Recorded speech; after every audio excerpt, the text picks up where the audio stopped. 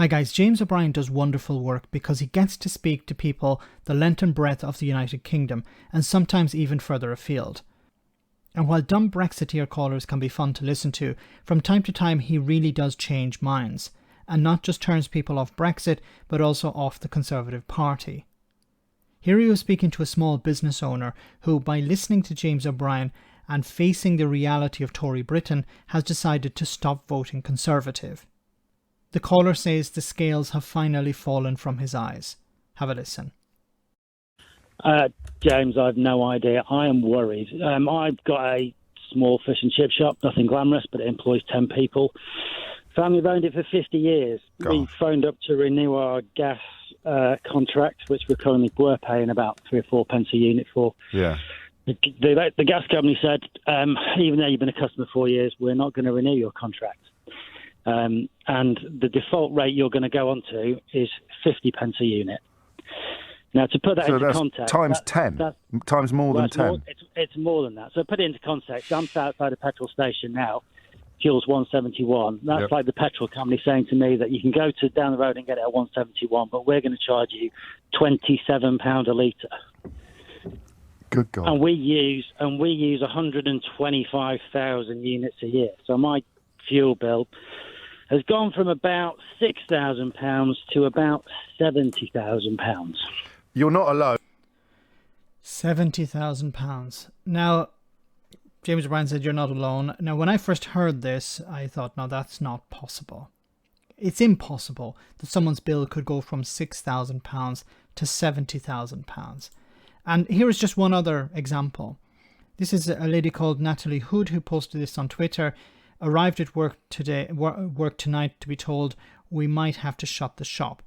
Last week, the electricity bill came in at 10 times dearer today than the gas bill came in, from £900 to £10,058. From 900 to 10,000. It's a small family-run business here since 1982 that this would be tragic. And you can see a photo of the bill. £10,000. From 900 to 10,000. And this is, I think, from the Royal Crown takeaway. They're going to have to lay off staff. They're going to have to potentially close.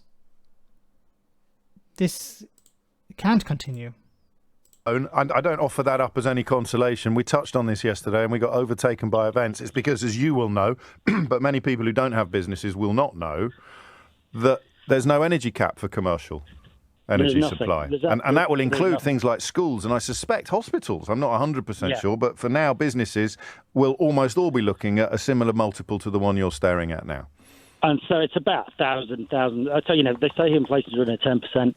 For us, it's more like 1,000%. And I know our small fish and chip shop, which we've run for the last 55 years throughout generations of our family, is probably now going to have to close for 3 days a week. The 10 staff that I've got are probably going to lose some hours, so that hurts them. They're not going to be able to afford to pay their bills. And I'm from Southend, where David Amos unfortunately died a few months earlier. It's a true blue Tory environment.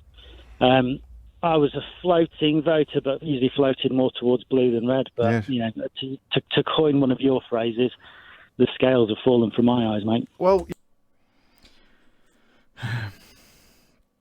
it's sad that it has to take this. It's depressing that it has to take something like this to convince this man that the Tories are not on his side. That, for example, in France, the lowest energy prices in Europe because the energy company was nationalised. The French government decided to fix the prices at a lower rate to protect industry, to protect citizens. And Boris Johnson's government doesn't care. And Liz Truss's government won't care. Rishi Sunak, perhaps somewhat, but it's likely that he will not become the next Prime Minister. So we're talking about two individuals here, Boris Johnson and Liz Truss. Neither of them care. Boris Johnson is more interested in having fun, and Liz Truss is more interested in keeping the far right within her party content. This is one example. I showed you another example. And there are businesses the length and breadth of the United Kingdom that are struggling at the moment. And it's just going to get worse. And this idea that Liz Truss has put forward, well, we can just tax cut our way out of this. But if, as he said here, his company is going to have to work less, then the employees are going to pay less in tax. And some of them may not pay tax at all because they will be working so little that they'll probably be on universal credit. And if the company eventually does close, then there won't be any tax revenue from that at all.